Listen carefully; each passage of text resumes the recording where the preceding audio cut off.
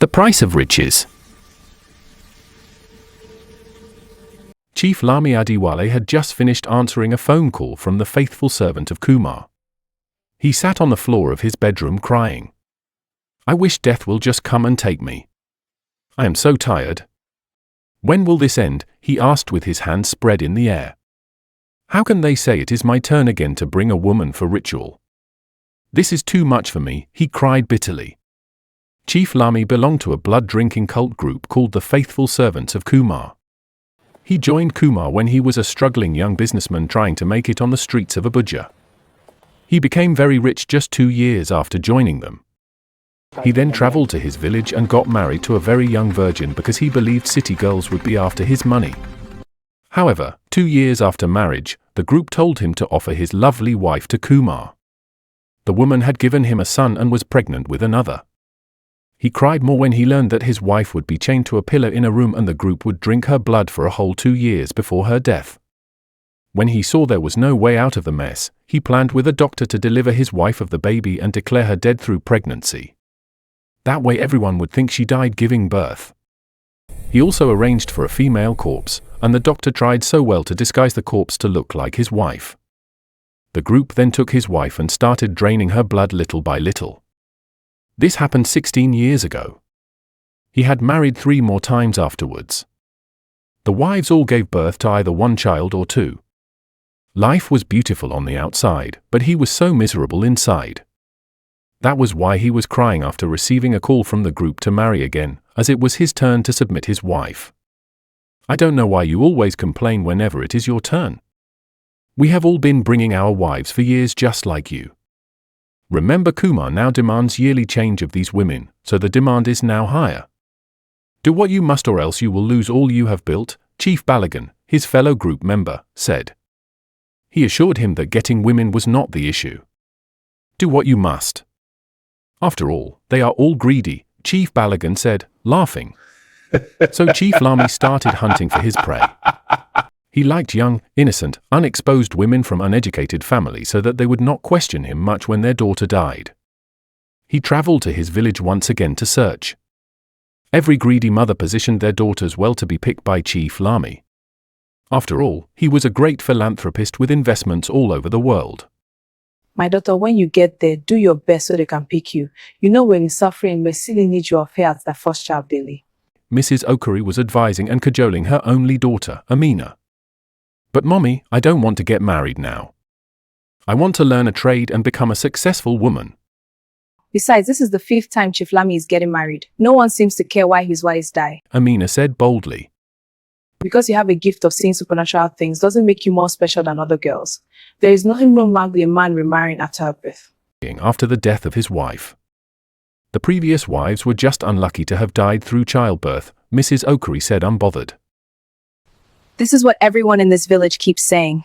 No one asks questions because of money," Amina said angrily. Amina had a special gift of seeing supernatural things. She even communicated with the dead. Few days later, Chief Lami Adewale's convoy entered his village. Young girls were all over the place doing all sorts of things to be noticed by him. Chief Lami wound down his glass, waving at them. Then he spotted Amina and asked his driver to stop. "Call that girl on green." When Amina was told to come, she refused. But when everyone started abusing her for being too proud, she shyly got into the car with Chief Lami, and they drove off. Amina did not say anything apart from her name and the names of her parents. She was just quiet. Chief Lami took her quietness as naivety. The next day, he visited Amina's parents to make his intention known. He came with a carload of food and 20 million naira just to propose to Amina. Her parents were overjoyed and accepted his proposal on behalf of Amina.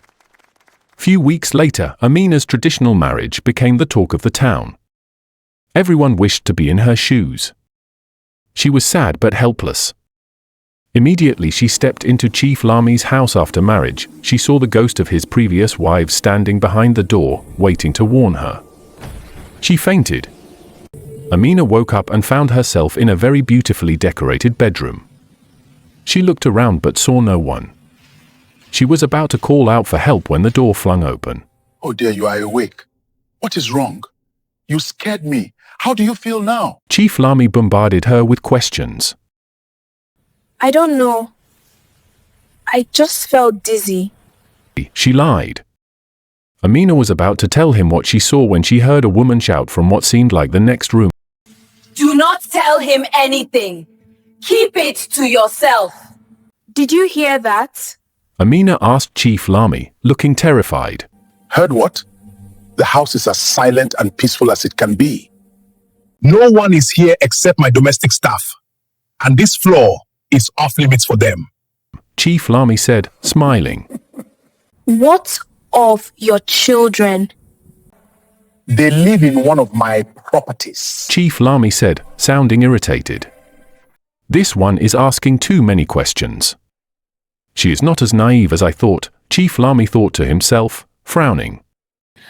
I want to take a tour around the house. Amina demanded in a commanding tone. Why? Why? Chief Lami asked in a harsh tone.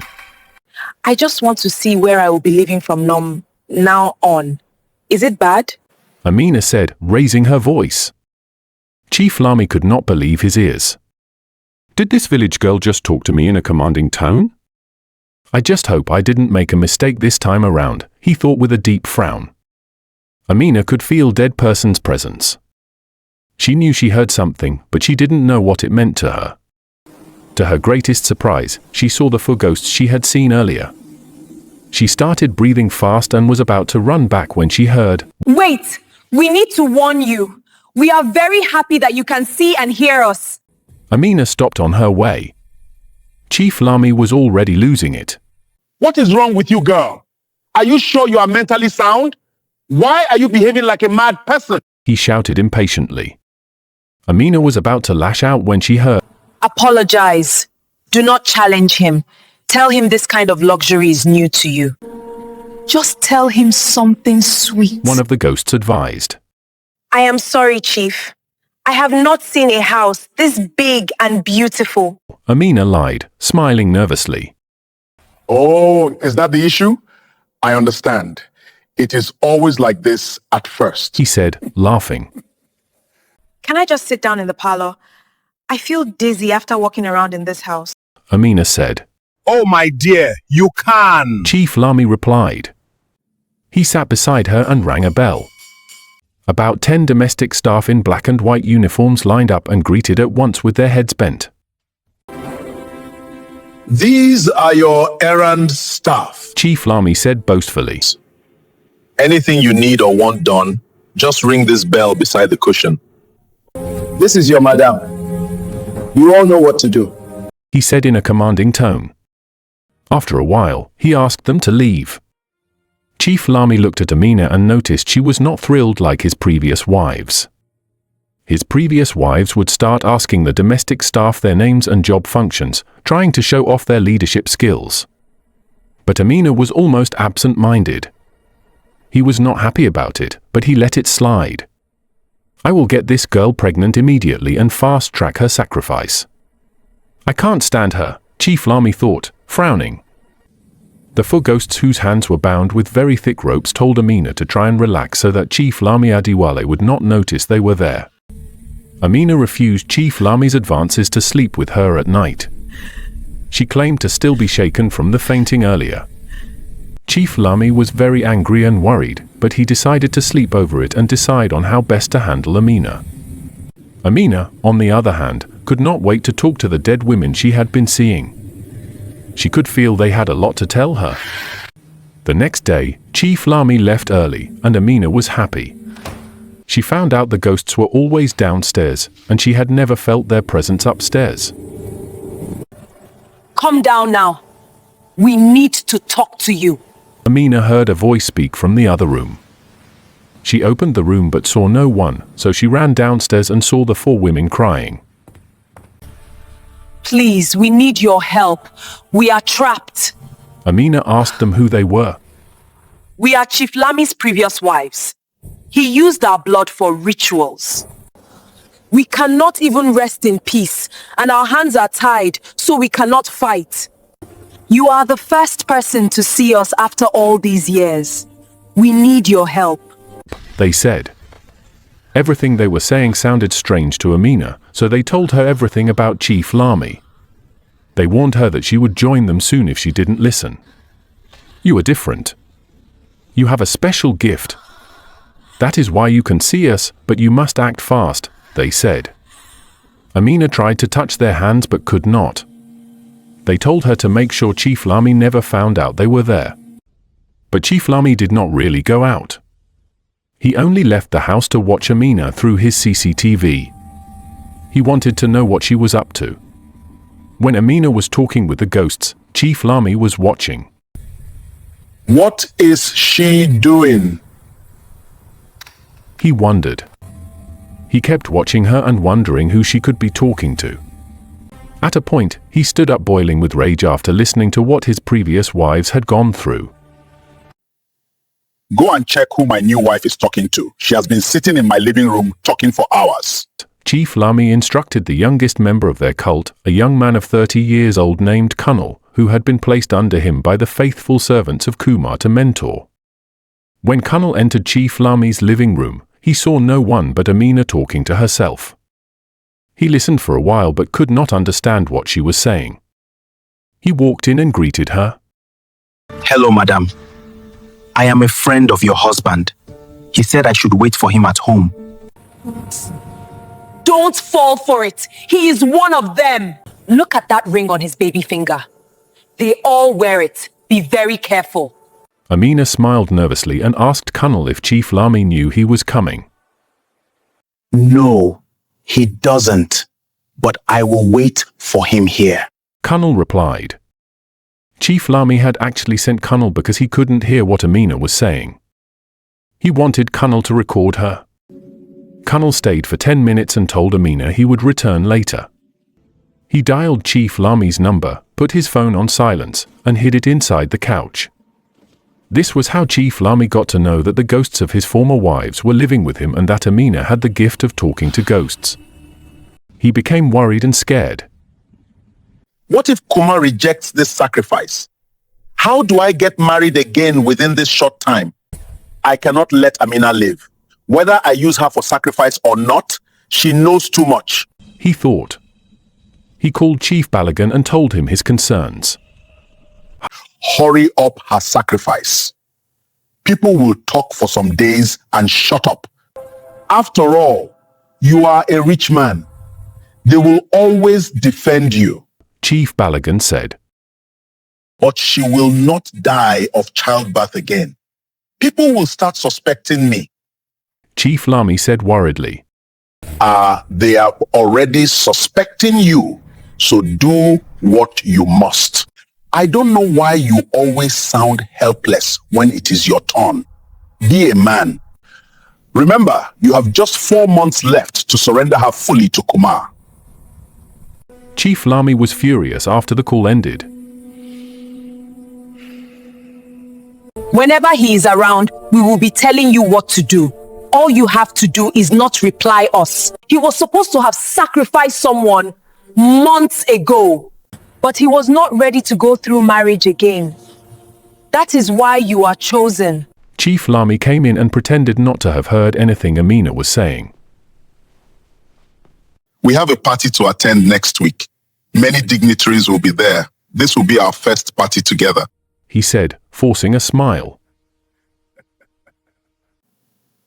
Act normal. One of the ghosts whispered. Amina laughed oddly and said she was happy and could not wait to meet new rich people. Chief Lami looked at her wickedly. The way he is looking at you, I think this is the party they will hand you over. We must plan ahead. You can never attend. You must not. If you attend, you are never coming back, and your family will be told one stupid story. The third wife said, crying. Please learn from our mistakes. First of all, remove that flower he placed beside the stair.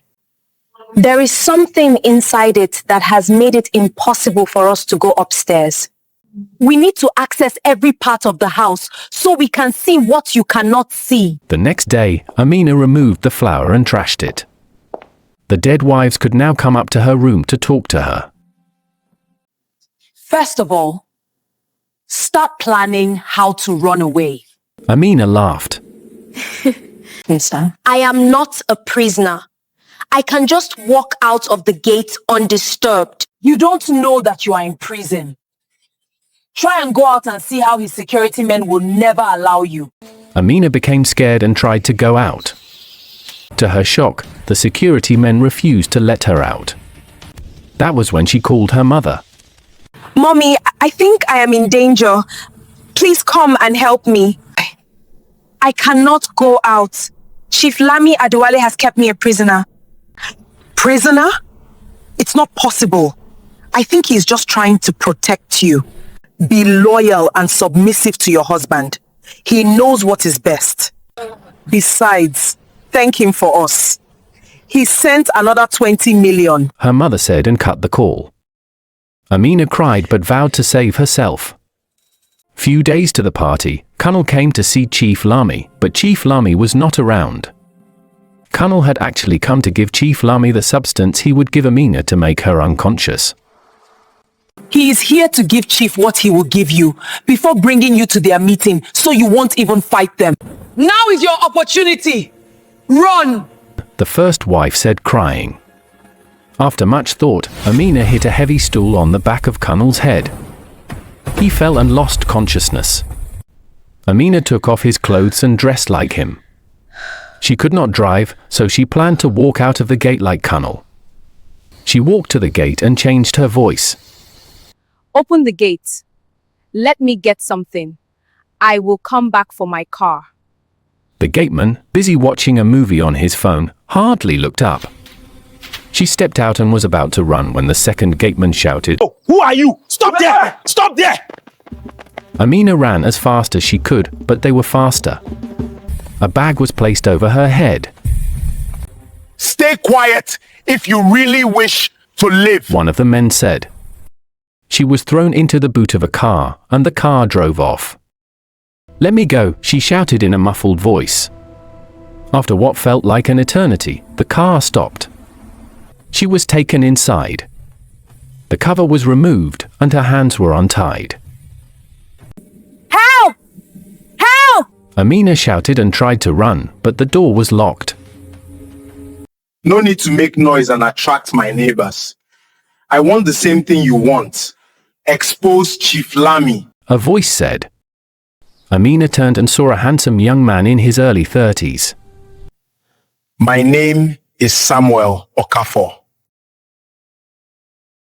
Samuel Okafor explained that his sister was one of Chief Lami Adewale's former wives. She died a few months after marriage from pregnancy complications. Chief Lami gave my parents 50 million naira, and that raised my curiosity. And I found out that all Chief Lami's wives died within 2 years for the same reason. When I heard Chief Lami was getting married again, I prayed the new wife would be rebellious and willing to expose him. I had been watching the house, driving around, looking for any opportunity to get in or speak with you. When I saw you running and the men chasing you, I had to intervene and rescue you so that we can make plans to expose Chief Lami. Thank you. I'm not interested in exposing Chief Lami. I have escaped with my life, and I'm not going back again. Samuel begged her angrily and cried, saying, I cannot move on knowing my sister was murdered because my parents didn't know better. I promised to put cameras all over the house so that I can watch you from outside. Amina refused for hours. Samuel then covered her head again, tied her hands, wore small wires and a microphone around her body and put her into the boot of his car. He drove to Chief Lami's gate and dumped her there. If you like, don't cooperate. Amina, thinking she was abandoned by the roadside, started shouting for help. Help me! Please, someone help! A hand held her and took her straight inside. She found herself before Chief Lami in his living room. Chief Lami slapped her hard and accused her of trying to run away. He ordered her to be taken to her room to get dressed because they were leaving immediately. When Amina removed her clothes, she saw the cameras and microphones Samuel had tied on her body. She placed one in a strategic corner and said that if she was going to die, the world should know how and why.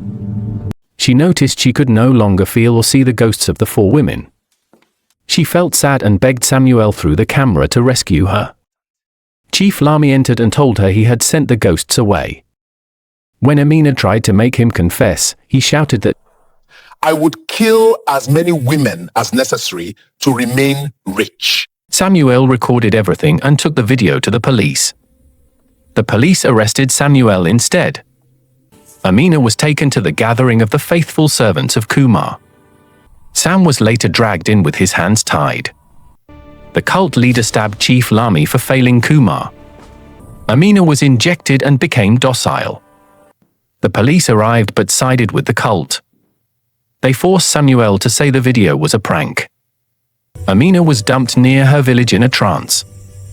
Days later, someone recognized her and took her home. Her parents tried everything. They spent all the money they collected seeking solutions. Years passed. Amina never recovered. Her parents ended poor, miserable, and broken, blaming themselves for allowing greed to destroy their daughter's life. The end.